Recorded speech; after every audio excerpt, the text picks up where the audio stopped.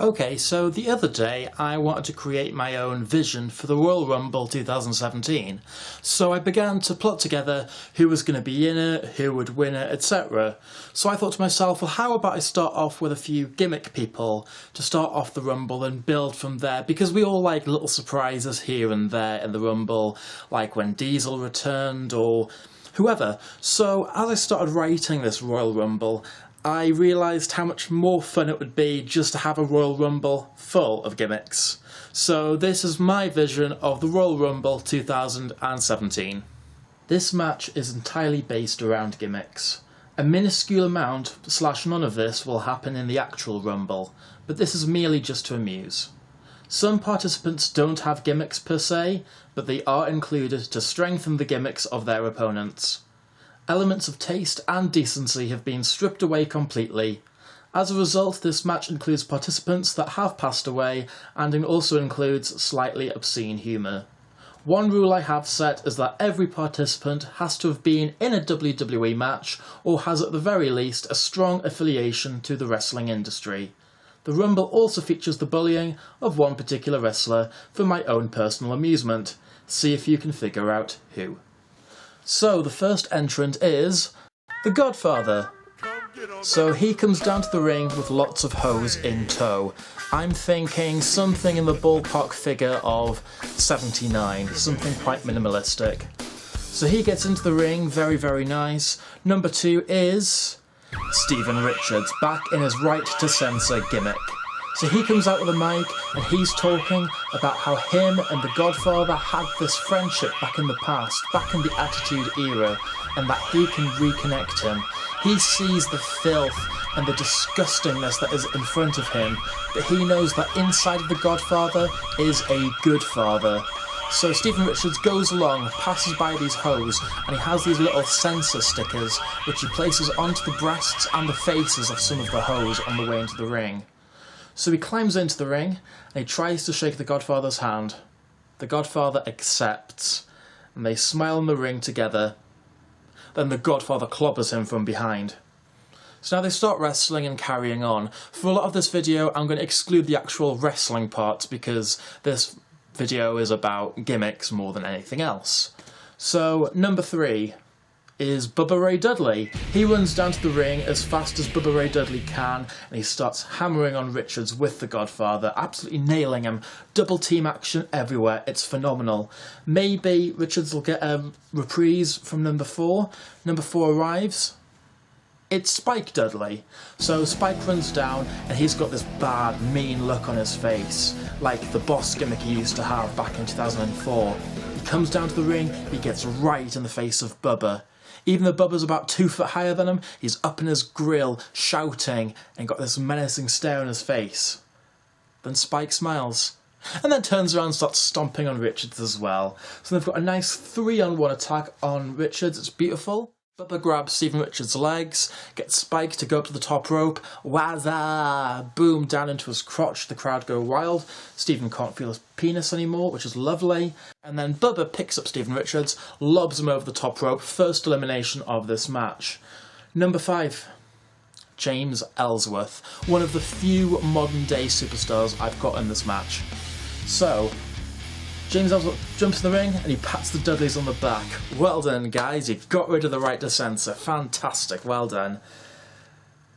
And Bubba looks at him and Bubba's not happy. Bubba is just disgusted by Ellsworth.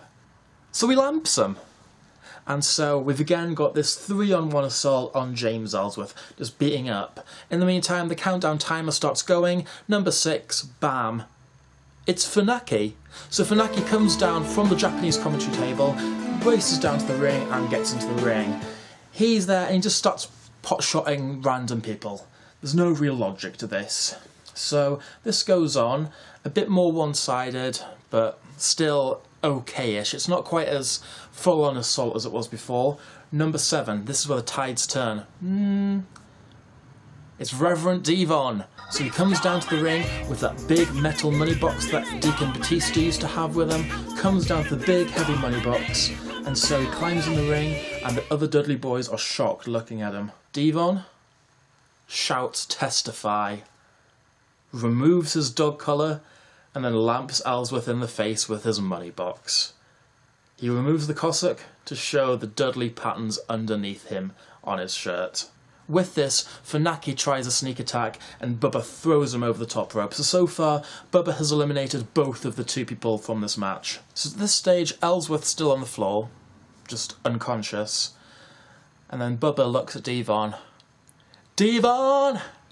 Get the tables! So Devon goes outside, picks up a table from underneath the ring, brings it in the ring, and sets it up in the corner. Bubba Ray sits on the top rope and gets Devon to pick him up, and bam, power bombs James Ellsworth through the table. Lovely jubbly, everyone likes a good table spot. Next, number 8. The world's largest love machine, Viscera. Viscera. Back in his world's largest love machine gimmick. So he starts to wail on everyone, whether they're a face, whether they're a heel. He has no indifference. He's the big man. He's the big 487-pounder asserting his dominance. Number 9, we have our first female. That's first female into the match. And that's in a loose sense, because it is Nicole Bass. Don't know if you remember Nicole Bass, but yeah, look at her face. That. She used to be Sable's bodyguard. Anyway, so she climbs in the ring and Viscera is all over her. He does that creepy, sexual, crotch-wriggling libido fest. Nicole's not having any of it and she lamps him in the face. Then the clock starts counting down again. It's the President, Donald Trump. Because he has been in WWE matches beforehand, I felt it was okay to include him in the Royal Rumble. So he comes into the ring, got a microphone in his hand, and he tells the crowd, "Look everyone, you can just grab him by the pussy." And so he goes up to Nicole Bass and grabs her in the pussy. And notices something a bit different, something's a bit wrong here. Nicole's pussy doesn't feel quite like a lady part should. The Lady Garden feels a bit more bulgy than anything else. And the Donald just looks struck with horror. He's just groped a man, basically. And so Nicole Bass launches him over the top rope. And then the Godfather comes up from behind Nicole, launches her over the top rope. So next, number 11, is Shelton Benjamin. So he comes down and he's going to be a heel for the sake of this match, just because it fits my vision a bit better. So he starts coming down, he starts wailing on the Godfather, and he hits Godfather and Spike with T-bone suplexes, and he launches Spike over the top rope. Number 12 comes in, it's Charlie Haas. So we've got the reuniting of the world's greatest tag team. These two are going to start double teaming on everyone. Doesn't matter whether it's Viscera, doesn't matter if it's Bubba, everyone is game. Goes on for a little while, and number 13... Stand back! There's a hurricane coming through! Is the Hurricane. Hurricane goes in there, mounts very little offense, but he's in there, he's just kind of... He gets a few pot shots, he gets to his little curly arm thing, isn't that nice? Next, number 14, Rico. So he comes out with Miss Jackie, he's got the full sort of glamorazzi look that he had at the end of his WWE run. These two come down to the ring, and Miss Jackie starts flirting with Charlie Haas because obviously they're married in real life, and there was that segment years ago where Charlie Haas had a boner from looking at Miss Jackie. Let's try and ignore that bit. And so Rico reunites with Charlie Haas by jumping into his arms, and it's like, "Hello, look, I'm back, woo! I'm homosexual, what a nice gimmick, yay!" And Charlie Haas just drops him and kind of looks a bit, and so Benjamin and Haas eliminate Rico, very simply. Miss Jackie says goodbye to Charlie Haas and says see you at home and whatnot, let's have sex later. So, number 15. I'm the Boogeyman, and I'm coming to get you. The Boogeyman. So he comes with a little bag in tow, carrying the bag, smashes the alarm clock over his head like he likes doing, bless his heart. And so he comes down to the ring, and look, Ellsworth's back up again. He's recovered from his table spot, he's still a bit dazed, still a bit sore, but he's up. And so Boogeyman gets in the ring and Ellsworth goes for a clothesline and he bounces off of the Boogeyman, has no impact whatsoever. Ellsworth lying on the floor, and Boogeyman goes over to his bag that he left in the corner of the ring and pulls out a big handful of earthworms, still covered in soil and all that nastiness. He opens up Ellsworth's mouth and launches the earthworms into his mouth. Gross, da-da-da-da-da. Boogeyman does his evil laugh, struts around the ring, and the Godfather eliminates him from behind. So this goes on, bit of back and forth action, Godfather and Viscera kind of going at it for a little while. Next person in is Brian Pillman. Now, again, odd one, but bear with me, it will flow eventually, I hope. So he comes in full of rage, it's full on crazy, schizo Brian Pillman that we all love. He comes in and he wails on Viscera, he's all over Viscera. For some reason he's not all about the world's largest love machine. So we get some on the ropes and everyone goes over to Viscera, everyone eliminates Big Daddy V. And while everyone is sort of regaining themselves, Charlie Haas and Shelton Benjamin then eliminate the Godfather in a sneak attack. The fans aren't happy about this. Him and the hose disappear in the background. Now Ellsworth is back up again, retching, got all these bits of soil in his mouth. All the worms have gone at this point, they've been cleared away.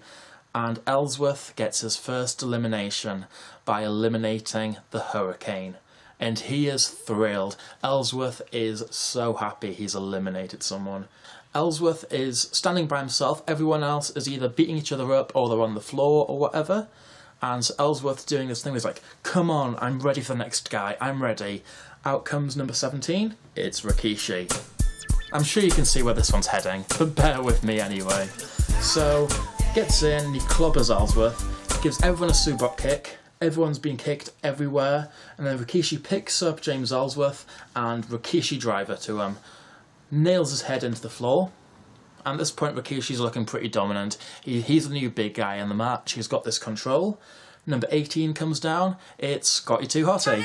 So Scotty comes in and he notices everyone is down at this point. He pulls out the sunglasses and they get the chance to dance. So we've got the nice You Look Fly Today music, Scotty gets to do the worm, the crowd are happy with all this, and then suddenly Haas and Benjamin try a sneak attack on Scotty and Rikishi and are thwarted. So Rikishi launches each of them into different opposite corners of the ring and does that thing where he launches his ass against both of them, and then of course they drop down into the stink face position, goes across, puts his ass on both of their faces. He then looks over and notices that Brian Pillman is also in one of the corners. So Rikishi thinks, okay, why not? Stink face to Pillman. Then, of course, Rikishi looks at Ellsworth on the floor. And Scotty pulls him to the corner and another stink face. That is the end of stink faces. I just thought if we're going to go with the gimmick, let's go with it. So, but again, the stink faces have a purpose in a second. So, at this point, Devon is eliminated by Rikishi, and then Charlie Haas is eliminated by Rikishi.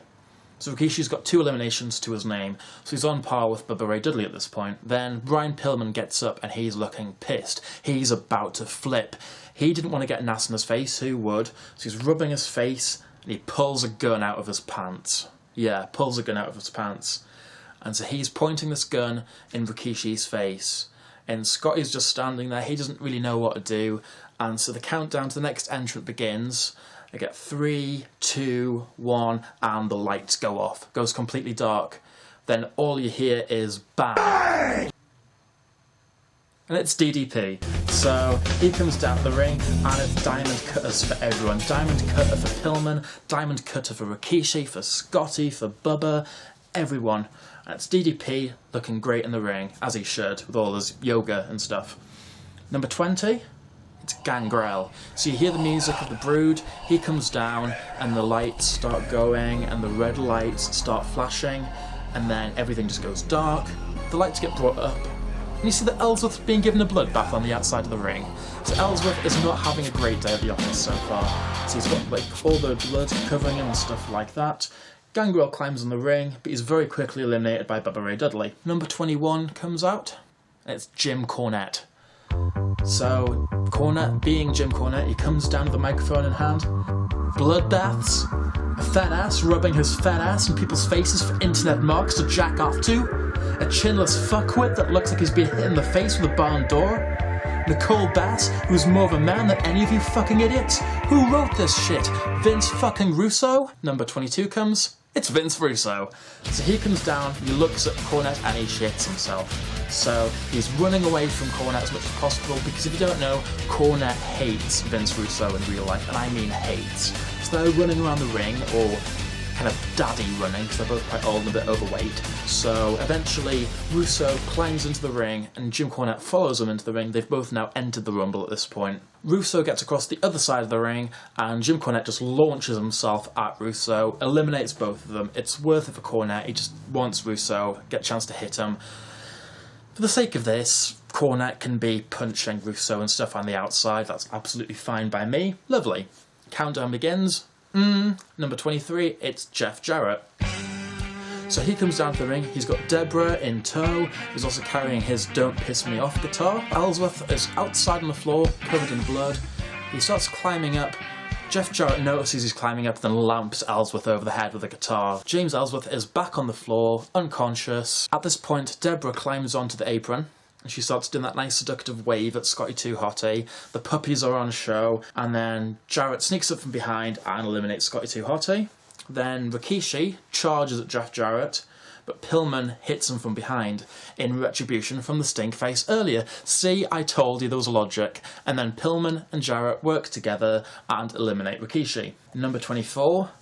Bam, it's Chyna. Now Chyna, vision of beauty, she's riding down to the ring on a gigantic mobile golden dildo.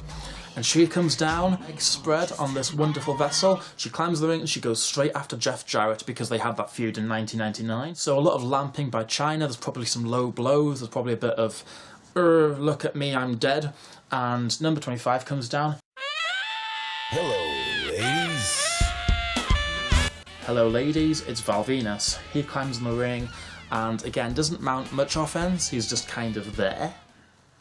But yes. Number 26, bam, what does everyone want? Head! It's Al Snow. So he immediately goes straight under the ring rather than getting in the ring and starts pulling out weapons. Lots of hardcore shit. So he's got kendo sticks, he's got steel chairs, he's got trash cans, everything comes out.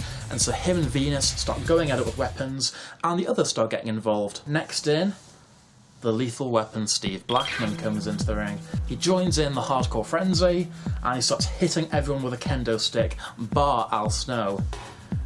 And so Snow shouts, "Head cheese forever," because they had that little stable back in the day, and Blackman cracks him in the head with a kendo stick. And Al Snow's lobbed out by Blackman. Number 28, bam, Santino Marella arrives. So Santino runs down to the ring, full of enthusiasm, gets in the ring, and he looks straight in the face of Blackman. Steve Blackman raises his kendo stick in the air, and Santino jumps over the top rope and eliminates himself in fear. So next, countdown, out comes Carlito. So Ellsworth, you can see where this is going, Ellsworth is now stirring again, and Carlito spits apple in Ellsworth's face. Carlito climbs in, immediately picks up and eliminates Chyna. At this point, Val Venus is thrown over the top rope by Steve Blackman, but he hangs on. Then he grabs Steve and he pulls him over, but he hangs on. At this point, they're trading blows, then Carlito comes and he drop kicks them both, eliminating both of them from the match. Next thing you know, you have Jeff Jarrett hitting Shelton Benjamin with the stroke. He then picks Shelton Benjamin up and lobs him out. Shelton Benjamin's had a good run in this. He's had a long time in the match, it's good. So next, number 30, the final entrant. Thought I'd make it special. Bam. It's Broken Matt Hardy. So he comes down and he's full of rage. He's got this crazy look on his face. So he eliminates Bubba Ray Dudley, he eliminates Carlito, he eliminates Brian Pillman.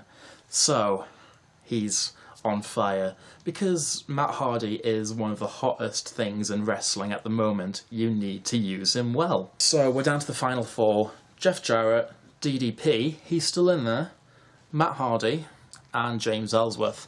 Now I wanted to go for these as a final four because I thought if we're going to have Jeff Jarrett in the Royal Rumble, if he were to return to WWE, he has just re-signed with TNA, but if he were to come back to WWE, you need to give him something to work with. You need to give him a lot of heat, you need to give him a showing of power, he needs to look like a dominant figure. I've also put in DDP because he is someone that is liked by people. He's respected, he's got great ability, got great charisma, should have had a much better run in WWE, unfortunately, but he's still respected by WWE, which is good.